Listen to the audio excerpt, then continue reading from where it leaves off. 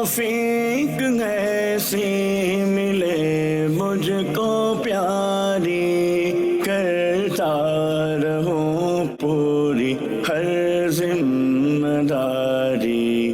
الحمدللہ رب العالمین والصلاة والسلام علی سید المرسلین، اما بعد فاعوذ باللہ من الشیطان الرجیم، بسم اللہ الرحمن الرحیم۔ الصلاة والسلام علیک یا رسول اللہ وعلی آلک واصحابک یا حبیب اللہ، الصلاة والسلام علیک یا نبی اللہ وعلی آلک واصحابک یا نور اللہ۔ مدنی چینل کے ناظرین، آپ مدنی چینل کا سلسلہ دیکھ رہے ہیں عظیم دور میں آج ہم کس دور کا تذکرہ کریں گے؟ جس دور کو امن کا، پیار کا دور کہا جاتا ہے، عشق رسول کا دور، محبت رسول کی باتیں، قرآن کی خدمت کی باتیں، روزے، عبادت، تلاوت کی باتیں، ہاں، سخاوت کی باتیں، عدل و انصاف کی باتیں۔ وہ دور جس دور کو بہتر دور کہا گیا، خلفائے راشدین کا دور، حضرت سیدنا صدیق اکبر رضی اللہ عنہ، حضرت فاروق اعظم، حضرت عثمان غنی اور مولا کائنات رضی اللہ تعالیٰ، ان کے دور کو، پھر امام حسن رضی اللہ تعالیٰ کی 6 ماہ کی خلافت ملا کر یہ پوری خلافت راشدہ کہلاتی ہے۔ خلیفہ راشد، مسلمانوں کے تیسرے خلیفہ حضرت سیدنا عثمان ابن عفان رضی اللہ عنہ، ان کا ذکر مبارک آج ہم کریں گے، ان کے عظیم دور کا آج تذکرہ کریں گے، ان کے عظیم دور میں ہونے والی اہم چیزوں کا آج ذکر کریں گے۔ جامع القرآن، پیکر حیا، کاتب وحی، دوہرے داماد رسول، خلیفہ سیوم، امیر المومنین حضرت عثمان ابن عفان رضی اللہ عنہ، اسلام کی وہ عظیم ہستی ہیں کہ جنہوں نے اشاعت دین اسلام کے لیے اور فتنوں کی سرکوبی کے لیے اپنے مقدس لہو کو بارگاہ الہی میں پیش کیا۔ آپ کا مبارک نام عثمان اور لقب ذو النورین، آپ کا نسب 5ویں پشت میں رسول اللہ صلی اللہ علیہ وآلہ وسلم سے جا ملتا ہے، اور آپ کی پیدائش واقعہ فیل کے 6 سال بعد ہوئی۔ اب سابقین اولین یعنی اسلام لانے میں سبقت پہل کرنے والوں میں سے ہیں۔ آپ ہی وہ پہلے مسلمان تھے جنہوں نے اسلام کے لیے اپنے خاندان کے ساتھ مکہ مکرمہ سے ہجرت فرمائی۔ آپ بڑے صاحب حیا اور بہترین سخی تھے۔ اسلام قبول کرنے کے بعد تو آپ کی سخاوت بے مثال تھی، آپ سخاوت کے اعلیٰ درجے پر فائز تھے۔ دین اسلام کو یا مسلمانوں کو جب بھی مالی ضرورت پڑی تو آپ کا مال کثیر تعداد میں آگے نظر آتا تھا۔ آپ نے حضور صلی اللہ علیہ وآلہ وسلم اور مسلمانوں کی بڑی مالی خدمات کی اور رسول اللہ صلی اللہ علیہ وسلم کی دعائیں حاصل کی۔ آپ کا شمار ان صحابہ کرام میں ہوتا ہے کہ جن کو حضور صلی اللہ علیہ وسلم نے وحی لکھنے پر مامور کیا ہوا تھا، اسی وجہ سے آپ کو کاتب وحی کا لقب بھی ملا۔ آپ نے کبھی اپنے حصے کا مال غنیمت نہیں لیا۔ یہ حضرت عثمان غنی کی جب وہ غنا تھی، غنی تھے نا، اور سخاوت تھی، اور اللہ پاک پر بھروسہ کیسا کامل تھا۔ مال غنیمت جو ان کا حصہ بنتا ہے، لیکن وہ اپنے حصے کا مال نہیں لیتے تھے اور نہ اس کی تمنا کی، بلکہ اسلام اور مسلمانوں کی خیر خواہی کے لیے جب کبھی مال کی ضرورت پڑی تو آپ آگے آگے رہے۔ بارگاہ رسالت میں کئی بار آپ نے کثیر مال بھی پیش کیا، اور جیش اسرا یعنی غزوہ تبوک کے موقع پر آپ نے 1000 اونٹ اور 70 گھوڑے مہیا کیے، اور بہت سا جب وہ درہم و دینار بھی پیش کیے۔ آپ عبادت، ریاضت، علم و تقوی، شجاعت، سخاوت، ایثار و تواضع، حیا اور توکل جیسے اعلیٰ اوصاف کے جامع تھے۔ اچھا، ملکی معاملات چلانے میں اعلیٰ بصیرت رکھتے تھے۔ آپ نے دور نبوی میں اپنے مال سے اسلام کی خدمت کی، اور اپنے دور خلافت میں دینی اور ملکی معاملات میں ایسے فیصلے اور احکام جاری کیے جن سے اسلام اور سلطنت اسلامیہ کو بہت فائدہ ہوا۔ آپ کے بعض فیصلوں اور احکام کا فیضان آج بھی خاص و عام پر جاری ہے۔ آپ رضی اللہ عنہ کے چند کارنامے، آپ کے عظیم دور کی کچھ خاص باتیں یہ ہم خلاصتاً عرض کریں گے، اور آپ جائزہ لیں مدنی چینل کے ناظرین، مسلمانوں کے تیسرے خلیفہ داماد رسول حضرت عثمان غنی رضی اللہ تعالیٰ کیسے صاحب بصیرت تھے اور کیسے عدل و انصاف اور کیسے اسلام کی اور مسلمانوں کی خدمت کا جذبہ رکھنے والے تھے۔ حضرت عثمان غنی رضی اللہ تعالیٰ نے جن حالات میں خلافت کی ذمہ داریاں لیں، یعنی ان کو خلافت کی جب ذمہ داریاں ملیں، اگرچہ مشکل ترین حالات تھے، لیکن اس کے باوجود آپ کی فراست، سیاسی شعور اور حکمت عملیوں کی بدولت اسلام کو خوب تقویت ملی، اسلام پھیلا، اسلامی تعلیمات سے زمانہ روشن ہوا۔ آپ رضی اللہ تعالیٰ کو سب سے بڑا کارنامہ وہ قرآن کو جمع کرنا ہے۔ آپ جامع القرآن ہیں، یعنی تحفظ قرآن کرنا آپ کے دور مبارک کا ایک عظیم کارنامہ ہے۔ اسلام دور دراز علاقوں تک پہنچ چکا تھا، مختلف قبائل و اقوام کہ اپنی طرز اور لب و لہجہ میں قرآن پڑھنے سے ایک نئی صورتحال پیدا ہو رہی تھی۔ حضرت عثمان غنی رضی اللہ عنہ نے قرآن پاک کی حفاظت اور امت مسلمہ کو اختلاف سے بچاتے ہوئے حضرت حفصہ رضی اللہ عنہا سے قرآن پاک منگوا کر اس سے کئی نسخے تیار کروائے اور ان اسلامی ریاست میں پھیلا دیا۔ یوں پوری امت کو قرآن پاک کے ایک نسخے پر جمع فرما دیا۔ حضرت عثمان لوگوں کی بے جا تنقید اور عیب گوئی کی پرواہ کیے بغیر روزانہ لوگوں میں مال تقسیم فرماتے، عطیات عطا فرماتے۔ یہ آپ کے عظیم دور میں سخاوت آپ کا وصف تھا۔ کھانے پینے کی اشیاء تقسیم فرماتے، یہاں تک کہ گھی اور شہد بھی تقسیم کیا جاتا۔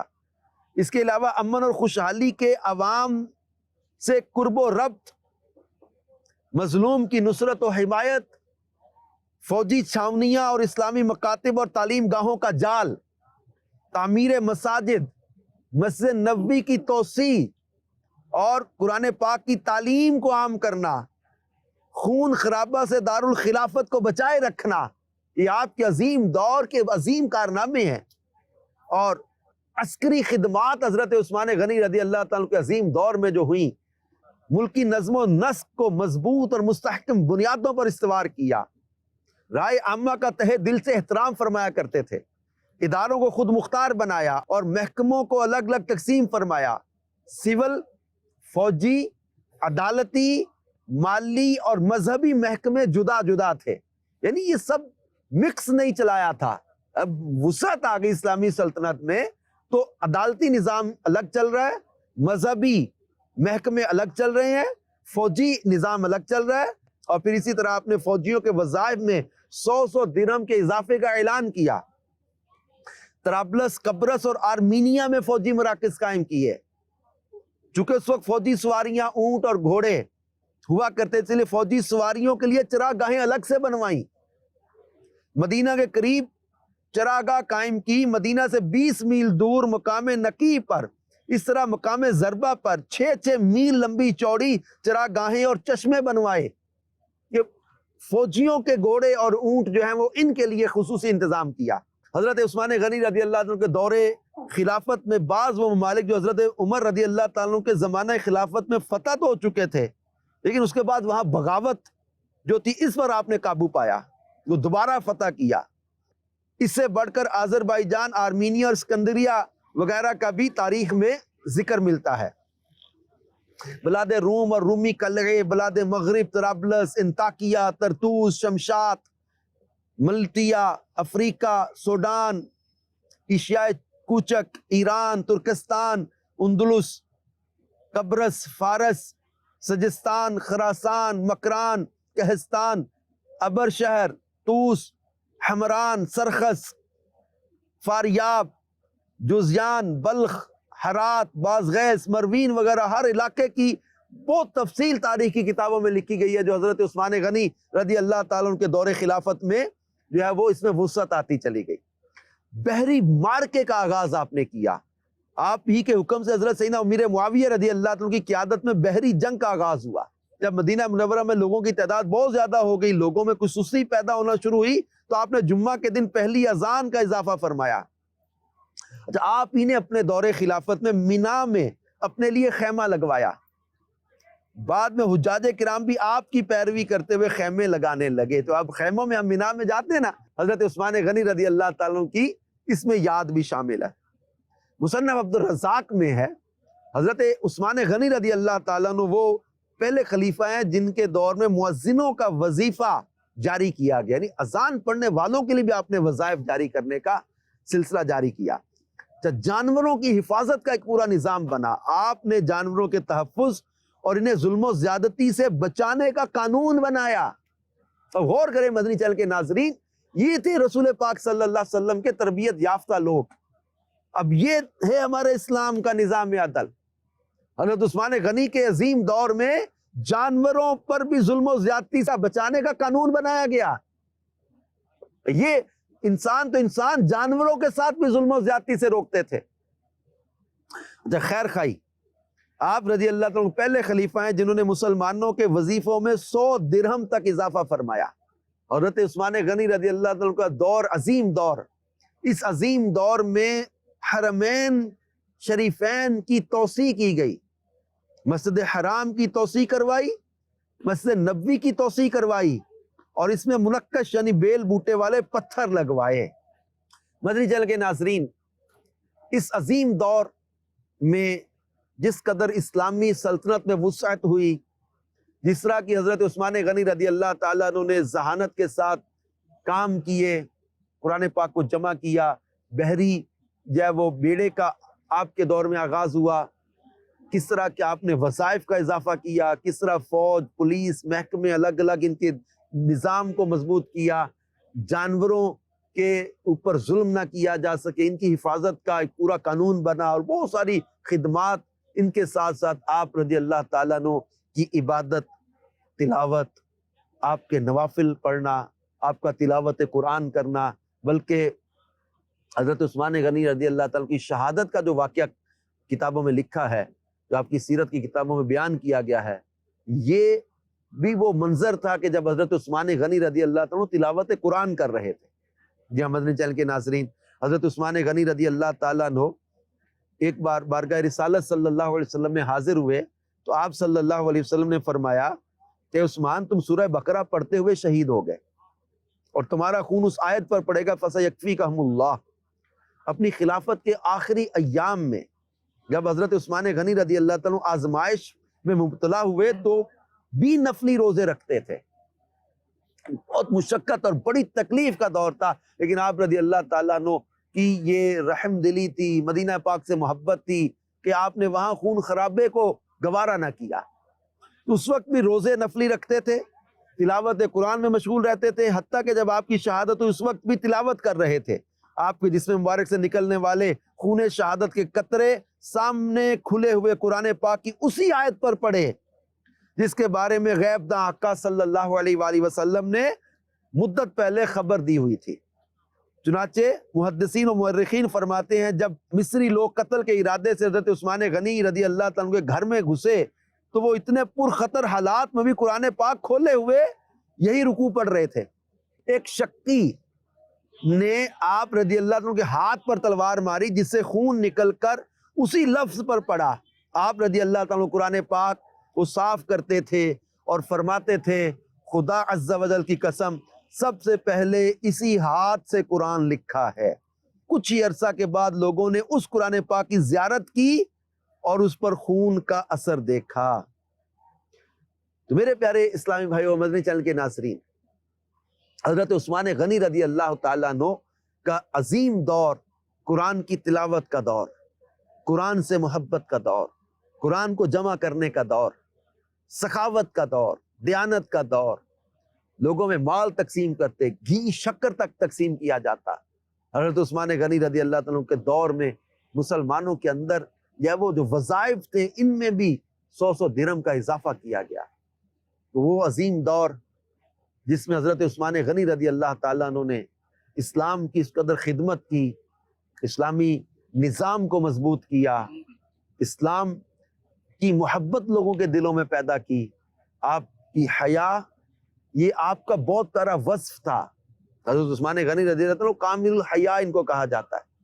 اللہ کے پیارے نبی صلی اللہ علیہ وسلم نے فرمایا تھا جس کا مفہوم ہے حدیث پاک کا کہ میری امت میں سب سے بڑھ کر حیا کرنے والے عثمان ابن عفان ہیں۔ حضرت عثمان غنی رضی اللہ تعالیٰ عنہ سے فرشتے بھی حیا کرتے تھے، اتنے شرم و حیا والے تھے آپ۔ حضرت عثمان غنی رضی اللہ تعالیٰ عنہ کا عشق رسول، آپ کا خوف خدا، آپ کی للہیت، آپ کا خلوص، آپ کی دین سے محبت، نمازوں سے محبت، نوافل سے محبت، روزوں سے محبت، تلاوت سے محبت، یہ سارے اوصاف آپ کے تھے، اور آپ کے عظیم دور میں آپ اس کی ترویج و اشاعت کرتے تھے، لوگوں کے اندر یہ جذبہ بیدار کرتے تھے، لوگوں کے اندر اس کی محبت بڑھاتے تھے۔ مدنی چینل کے ناظرین، ہمیں بھی اس عظیم دور کو یاد کرتے ہوئے اپنے اندر یہ جذبہ پیدا کرنا چاہیے کہ ہم بھی قرآن پاک سے محبت کریں، ہم بھی دیانت، امانت، صداقت سے کام لیں، سچائی سے کام لیں، علم سے محبت کریں، قرآن سے محبت کریں، اور اپنے اندر جو ہے وہ سخاوت والا وصف پیدا کریں۔ بخیل اللہ کو پسند نہیں ہے، اللہ کو سخی پسند ہے، تو سخاوت والا ذہن بنے گا انشاءاللہ الکریم، دنیا آخرت کی برکتیں حاصل ہوں گی۔ اللہ پاک حضرت عثمان غنی رضی اللہ تعالی عنہ کے اس عظیم دور کا صدقہ ہمیں بھی اخلاص کی دولت عطا کرے، امن عطا کرے، برکتیں عطا کرے، اور سخاوت والا دل عطا کرے، تلاوت کا شوق عطا کرے، نمازوں سے محبت عطا کرے، اور دین متین کی خدمت کرنے والا ہمیں بنائے۔ دعوت اسلامی کا دینی ماحول ہمیں اسی بات کی سوچ اور فکر دیتا ہے کہ ہم نیکی کی دعوت کو عام کرنے میں اپنا کردار ادا کریں، عملی طور پر نیکی کی دعوت کو عام کرنے میں آگے بڑھیں، اور حضرت عثمان غنی رضی اللہ تعالیٰ عنہ کے عظیم دور میں کی گئی ان خدمات کو سامنے رکھتے ہوئے ہم بھی اپنے اندر دین کی خدمت کا جذبہ پیدا کریں، اور حیا، حضرت عثمان غنی کی حیا کو یاد کرتے ہوئے اپنے اندر حیا پیدا کریں۔ حدیث میں ہے الحیاء من الایمان والایمان فی الجنہ۔ دعوت اسلامی کے دینی ماحول کی برکت سے حیا کا ذہن بنتا ہے، جذبہ ملتا ہے کہ ہم نے کیسے با حیا رہ کے زندگی بسر کرنی ہے۔ مدنی چینل کے ناظرین، حضرت عثمان غنی رضی اللہ عنہ یہ جلیل القدر صحابی ہیں، اور رسول پاک صلی اللہ علیہ وسلم کے داماد بھی ہیں۔ جنت کئی بار آپ نے خریدی ہے، آپ کی سخاوت کی مثالیں دی جاتی ہیں، اور رسول پاک صلی اللہ علیہ وسلم کا آپ کو وہ قرب حاصل ہے۔ اس کے باوجود حضرت عثمان غنی رضی اللہ تعالیٰ عنہ کی عاجزی، انکساری، اور یہ زبردست اور مثالی تھی۔ آج ہم دیکھیں، ہم میں سے کسی کو دنیاوی لحاظ سے کوئی منصب مل جاتا ہے، کوئی عہدہ مل جاتا ہے، کوئی کسی کو اختیار یا اقتدار مل جاتا ہے، بعض لوگوں کے مزاج بدل جاتے ہیں، ان کی طبیعتیں بدل جاتی ہیں۔ کہا جاتا ہے نا، کسی کے اخلاق کا امتحان ہے اس کو کوئی اقتدار یا منصب کا مل جانا۔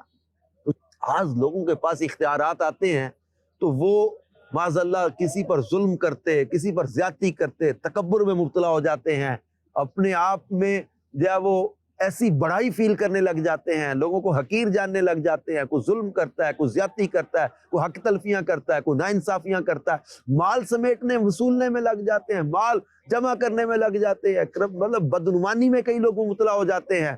لیکن قربان جائیں رسول پاک صلی اللہ علیہ وسلم کے ان پیاروں پر، رسول پاک صلی اللہ علیہ وسلم کے ان جو ہے وہ خلفاء پر، رسول پاک صلی اللہ علیہ وآلہ وسلم کے ان تربیت یافتہ افراد پر۔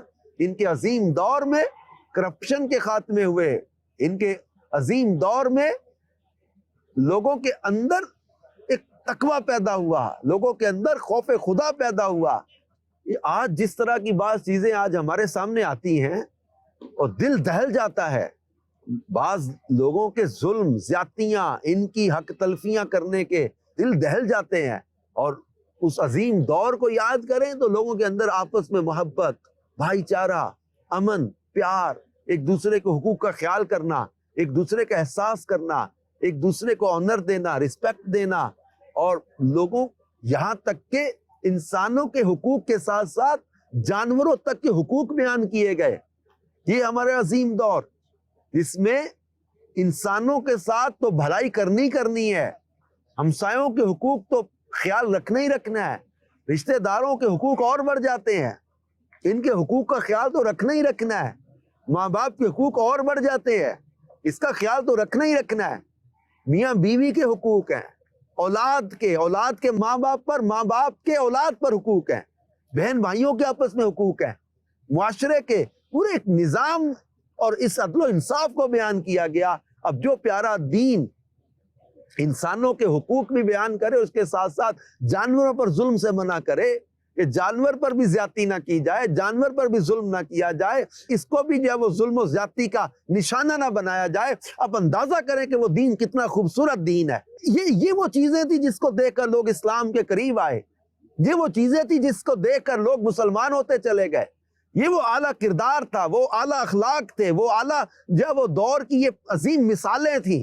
اور آج بھی دنیا کے سامنے جب یہ مثالیں رکھی جاتی ہیں، جب اس عظیم دور کی باتیں رکھی جاتی ہیں، تو لوگ واقعتاً کہتے ہیں کہ یہ حقیقت میں رسول پاک صلی اللہ علیہ وآلہ وسلم کی پیاری تربیت کا نتیجہ، ان کے پاکیزہ کردار کو اپنانے کا نتیجہ ہے، ان کی پیاری سیرت کو اپنانے کا وہ نتیجہ ہے کہ جو ہمارے اسلاف کے اندر تھی، جو اللہ کی محبت ان کے دلوں میں تھی، جو للہیت ان کے پاس تھی، جو خلوص ان کے پاس تھا، جو اتباع رسول کا جذبہ ان کے پاس تھا، جو خوف خدا ان کے دلوں میں تھا، جو عشق رسول ان کے دلوں میں تھا. آج ہمارے دلوں سے وہ خوف خدا ختم ہوتا جا رہا ہے. آج ظلم کرنے والے اس بات کو بھول گئے کہ ہمیں بھی مرنا پڑے گا، ہمیں قبر میں اترنا ہے، قیامت کے دن اللہ کی بارگاہ میں پیش ہونا ہے. حضرت عثمان غنی رضی اللہ تعالیٰ عنہ جلیل قدر صحابی ہے، عشرہ مبشرہ میں شامل ہے، اہل تقویٰ میں سے ہے، داماد رسول ہے، ذوالہجرتین ہے، ذوالنورین ہے. لیکن حضرت عثمان غنی رضی اللہ تعالیٰ عنہ کی عاجزی، انکساری اور خوف خدا کا عالم یہ تھا کہ قبرستان جاتے، کسی قبر کو دیکھتے، اتنا روتے کہ آپ کی آنسوؤں سے داڑھی بھیگ جایا کرتی تھی، اتنا قبر کو دیکھ کر روتے تھے. خوف خدا کا غلبہ تھا، قبر کو یاد کرنا، آخرت کو یاد رکھنا. جن لوگوں کے دلوں میں یہ جذبے ہوتے ہیں وہ کسی پر ظلم نہیں کیا کرتے، وہ کسی کا حق نہیں مارتے، کسی پر زیادتی نہیں کرتے، کسی کی زمینوں مکانوں جائیدادوں پہ ناجائز قبضے نہیں کیا کرتے. لیکن آج لوگوں کے دلوں سے یہ احساس ختم ہو گیا، مرنا بھول گئے، قبر بھول گئے، آخرت میں اللہ کی بارگاہ میں پیش ہونے کے وقت کو بھول گئے. لوگوں کے مال کھا جاتے ہیں، لوگوں پر ظلم و زیادتیاں کر جاتے ہیں. اللہ پاک ایسا تقوی، ایسا خوف نصیب کر دے، فکر آخرت نصیب کر دے، اور وہ للہیت عطا کر دے، خلوص عطا کر دے، تقوی عطا کر دے. حضرت عثمان غنی کا صدقہ مانگتے ہیں. اللہ پاک ہمارے معاشرے پر رحمت کی نظر کرے اور ہمیں ہر طرح کے بدعنوانیوں سے بچائے، فتنوں سے بچائے. حیا کا اللہ پاک دور دورہ کر دے. کامل الحیا والایمان حضرت عثمان ابن عفان کا صدقہ اللہ پاک ہمارے حال پر رحمت کی نظر فرمائے. مدنی چینل دیکھتے رہیے، انشاءاللہ الکریم عظیم دور سلسلے میں مزید عظیم دور کی یادیں لے کر حاضر ہوں گے. تب تک کے لیے اجازت دیجیے. اللہ پاک ہم سب کو عمل کی توفیق عطا فرمائے. آمین بجاہ خاتم النبیین صلی اللہ علیہ وآلہ وسلم. توفیق ایسی ملے